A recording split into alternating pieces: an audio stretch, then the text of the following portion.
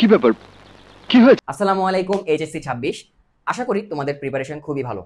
কিন্তু ইংরেজি ভার্সনদের জন্য পরীক্ষার আগের রাতে বোটানি টার্মগুলো রিভিশন দেওয়াটা একটু ট্রিকি হয়ে যায়। তোমাদের অনেকেই মেসেজ দিয়েছিলে, ভাইয়া সিকিউ তো সামলানো যায়, কিন্তু এমসিকিউতে 25-এ 25 পাওয়া কিভাবে সম্ভব?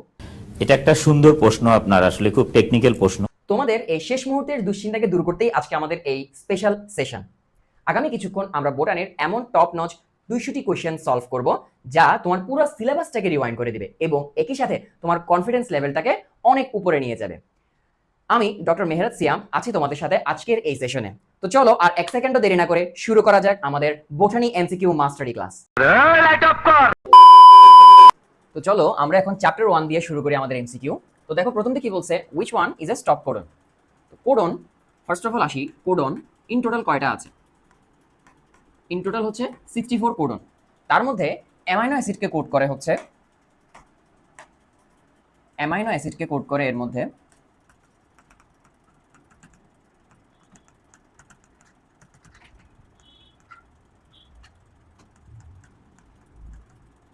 61 কোডন। তাহলে বাকি থাকে কয়টা? 3 কোডন।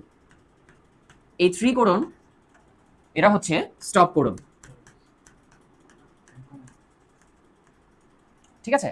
এবং স্টপ কোডনগুলো কি কি?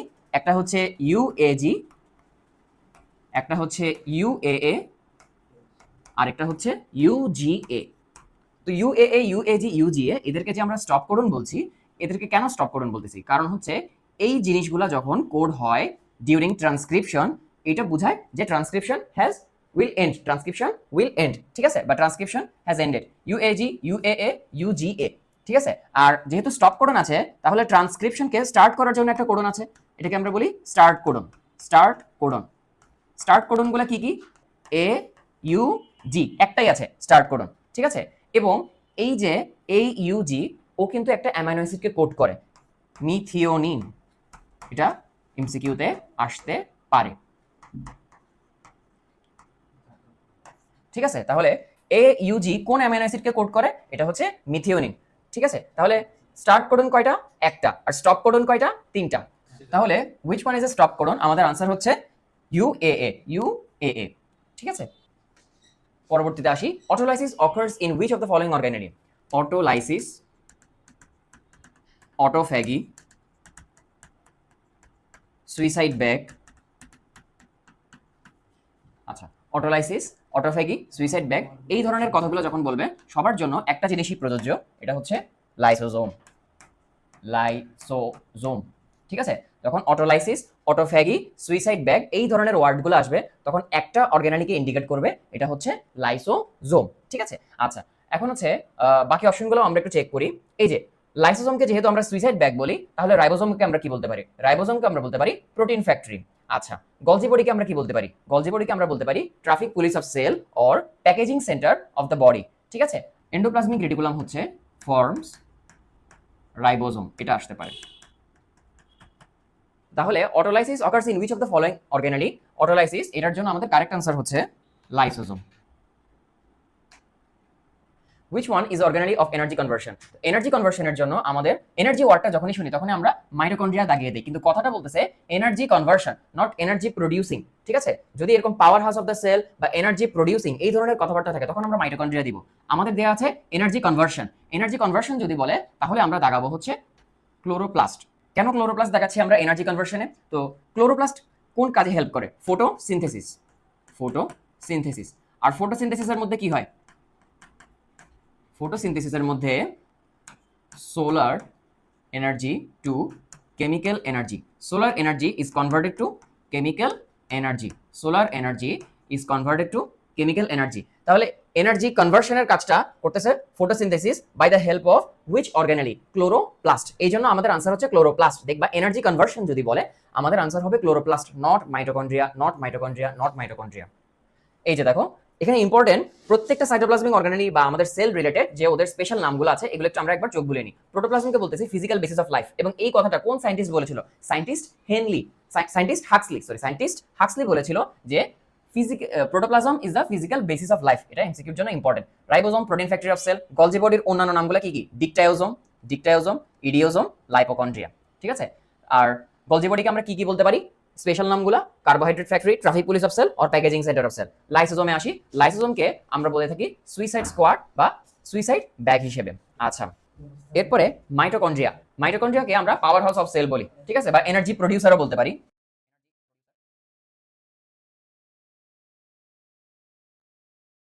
মাইটোকন্ড্রিয়ার অন্যান্য নামও আছে, যেমন ফাইলা, এরপর হচ্ছে বায়োব্লাস্ট, আর হচ্ছে সার্কোজোম। ঠিক আছে, তাহলে মাইটোকন্ড্রিয়ার অন্যান্য নামগুলো কি কি? ফাইলা, বায়োব্লাস্ট, সার্কোজোম, এগুলো একটু মনে রাখবা। ক্লোরোপ্লাস্ট, ক্লোরোপ্লাস্টকে আমরা বলি কিচেন অফ সেল, যেহেতু ফটোসিনথেসিসে আমাদের খাবার তৈরি করে। আর হচ্ছে এনার্জি কনভার্সন অর্গানেলি, ঠিক আছে, এই যে এনার্জি কনভার্সন অর্গানেলি। আচ্ছা, নিউক্লিয়াস, এটাকে বলি ব্রেন অফ সেল অথবা life center of cell. DNA, master molecule, DNA যে মাস্টার মলিকিউল, এটা বোর্ড কোয়েশ্চেন আসছিল। Protein is called language of life. Gene, blue print of living being, মাঝে মাঝে blue print, আবার যদি জিন অপশনে না থাকে তখন ডিএনএটা দেখাবা, ঠিক আছে, অনেক সময় এরকম থাকে। সাইটোপ্লাজমিক ম্যাট্রিক্সের অন্যান্য নাম হচ্ছে সাইটোসল অর হায়ালোপ্লাজম। তাহলে এনার্জি কনভার্সন অর্গানেলি আমাদের হচ্ছে which of the following forms the mitotic spindle, মানে অ্যাকচুয়ালি বলতে যাচ্ছে এটা spindle fibre, mitotic spindle fibre. ঠিক আছে, তাহলে মাইটোটিক স্পিন্ডল ফাইবার কোনটা করে? কি কি আছে? Ribosome, lysosome, centriole, Golgi body. Spindle ফাইবারে আমাদেরকে ফরমেশনে হেল্প করে হচ্ছে সেন্ট্রিওল। তাহলে সেন্ট্রিওলের ফাংশনগুলো আমরা যদি একটু দেখি, সেন্ট্রিওল ফাংশন বা ফাংশনস অফ সেন্ট্রিওল একটা বললেও হবে। সেন্ট্রিওলের ফাংশন হচ্ছে স্পিন্ডল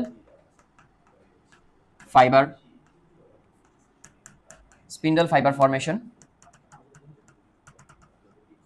তারপর হচ্ছে হেল্পস ইন সেল ডিভিশন, যেহেতু স্পিন্ডল ফাইবারটা পরে স্পিন্ডল অ্যাপারেটাসে কাজে লাগে, helps in cell division, forms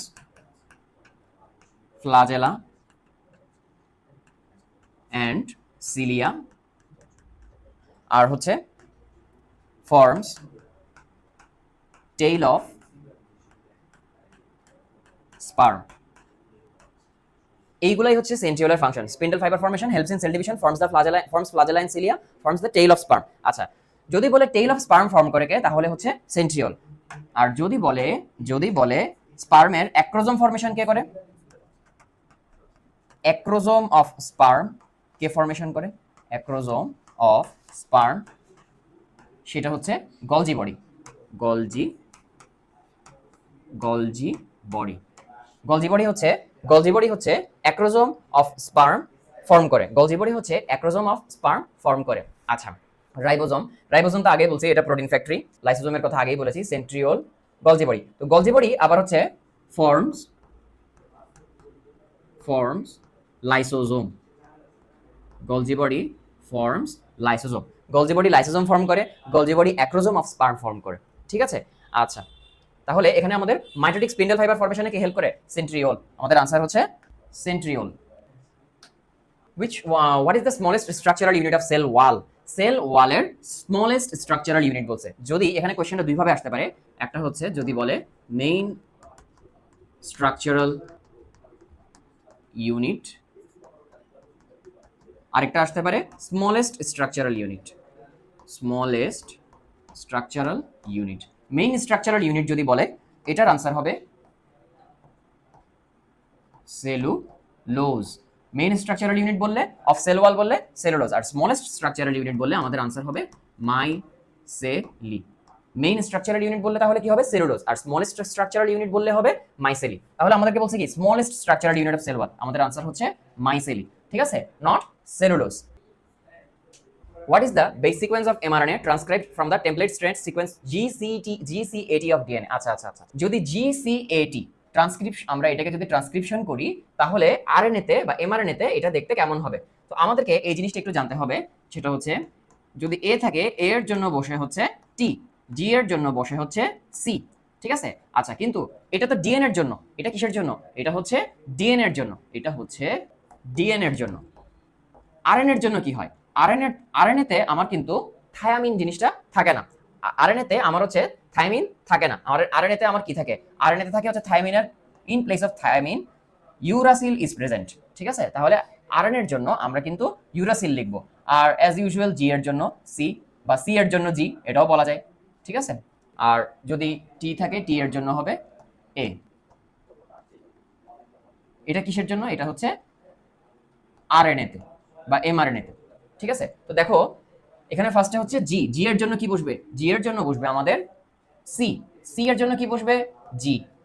এ এর জন্য কি বসবে? নট থায়ামিন, এর জন্য আমাদের বসবে কিন্তু ইউরাসিল। তাহলে এখানে আমরা দিব ইউ।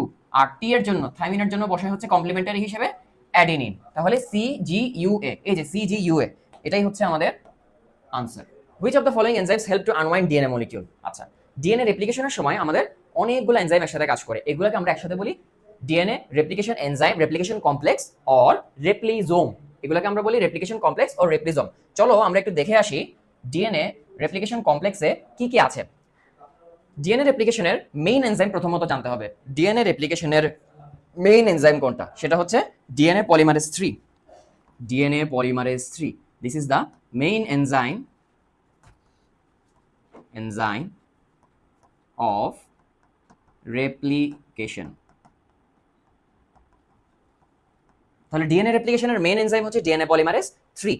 আর যদি বলে ট্রান্সক্রিপশনের মেইন এনজাইম কে, সেটা হচ্ছে আরএনএ পলিমারেজ, সেটা হচ্ছে আরএনএ পলিমারেজ। তো আমাদের এখানে কোশ্চেন বলছে which of the following enzymes helps to unwind DNA molecule. দেখি আনওয়াইন্ড ডিএনএ মলিকিউলে কি আছে। এই যে unwinds or breaks the DNA molecule. Unwind বলতে এখানে বোঝাচ্ছে যে ডিএনএ ডাবল হেলিক্স যেটা আছে এটাকে যে ব্রেক করতেছে বা আনওয়াইন্ড করতেছে, আনজিপ করতেছে, এইটা থেকে হেল্প করতেছে হেলিকেজ এনজাইম হচ্ছে আনওয়াইন্ডিং এ হেল্প করতেছে।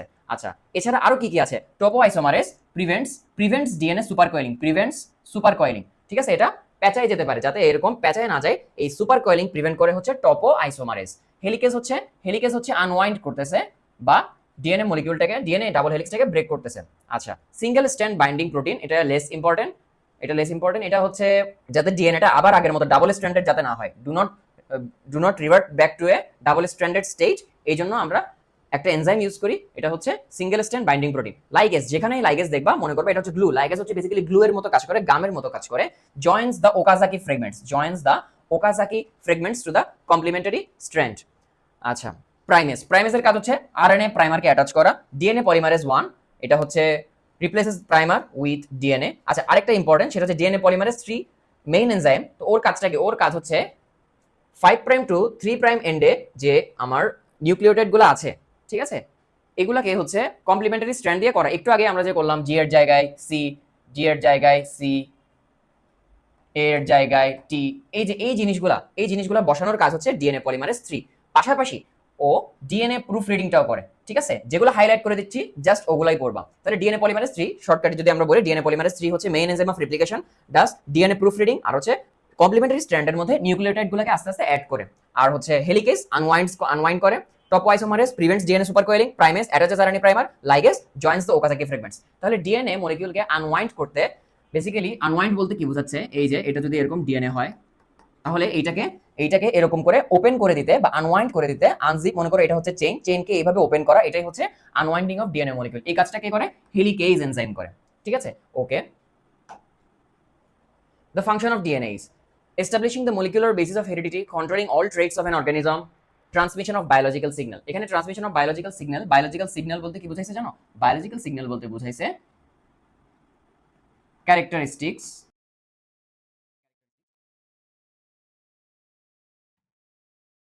or heredity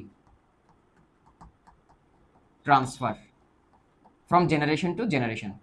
এই জিনিসটাই বোঝাইছে যে ট্রান্সমিশন অফ বায়োলজিক্যাল সিগন্যাল বলতে বোঝাচ্ছে যে আমরা যেরকম বাবা মার অনেকগুলো ক্যারেক্টারিস্টিক্স বাচ্চা কাচ্চারা পায়, তো ওই জিনিসটাই হচ্ছে ট্রান্সমিশন বা transfer of signal or characteristics or heredity from generation to generation. এটাই এখানে বোঝাচ্ছে ট্রান্সমিশন অফ বায়োলজিক্যাল সিগন্যাল বলতে। আচ্ছা, establishing the molecular basis of heredity, অবশ্যই ডিএনএ হচ্ছে মলিকুলার বেসিস অফ হেরিডিটি হিসেবে কাজ করে। আরেকটা বেসিস হিসেবে কাজ করে বেসিস অফ মিউটেশন, এটা হিসেবেও কাজ করে। এই দুইটা বেসিস। তারপর হচ্ছে ডিএনএ, যেহেতু ডিএনএটা আমরা কোথায় পাই? ক্রোমোজোমের মধ্যে পাই, তাহলে স্ট্রাকচারাল কম্পোনেন্ট অফ ক্রোমোজোম, কিন্তু এটাও এই লাইনটাও আসতে পারে, DNA structural component of chromosome, এই লাইনটাও আসতে পারে। ঠিক আছে, তাহলে ফাংশন অফ ডিএনএর মধ্যে আমরা কি কি পাচ্ছি? Establishing the molecular basis of heredity, controlling all traits of an organism, yes. Transmission of biological signal, এটাও কারেক্ট। আমাদের আনসার হবে তাহলে ডি, 1 2 3 তিনটাই আমাদের কারেক্ট। আচ্ছা, if one subunit of a ribosome is found in an organism is 40s, what is the other? তো ribosome আমাদের দুই রকম পাওয়া যায়, একটা হচ্ছে 70s আর একটা হচ্ছে 80s। 70s টা কোথায় পাওয়া যায়? 70s টা আমরা পাই হচ্ছে প্রোক্যারিওটিকে, আর ইউক্যারিওটিকে আমরা পাই হচ্ছে 80s। আচ্ছা, প্রোক্যারিওটিক সেলে কি ওয়েল ডেভেলপড প্রিমিটিভ নিউক্লিয়াস, ঠিক আছে, আর ইউক্যারিওটিক সেলে হচ্ছে ওয়েল ডেভেলপড নিউক্লিয়াস। 70s, তো এই 70s টা আবার এটা হচ্ছে ওই 30+40 ওইভাবে করিও না, এটার কিন্তু এই এস মানে হচ্ছে ভেদবার্গ ইউনিট, এস হচ্ছে এখানে ভেদবার্গ ইউনিট, এস বলতে এখানে বোঝায় ভেদবার্গ ইউনিট। তাহলে ভেদবার্গ কথার সাথে রিলেটেড হচ্ছে রাইবোজোম, ঠিক আছে। আচ্ছা, তো 70s কে আমরা যদি ব্রেকডাউন করি আমরা পাই 50s আর হচ্ছে 30s। এখানে কিন্তু ম্যাথমেটিক্যাল ক্যালকুলেশন করে 50+30 80 এই কাজটা কখনোই করবা না। আচ্ছা, আর হচ্ছে 80s এ আমরা পাই 60s আর হচ্ছে 40s সাব ইউনিট, এই সাব ইউনিটগুলো আমরা পাই। তাহলে যদি একটা হয় 40s, এই যে 40s হচ্ছে আমার 40s হচ্ছে এই যে এখানে পেলাম, একটা যদি 40s হয় তাহলে আরেকটা কি হবে?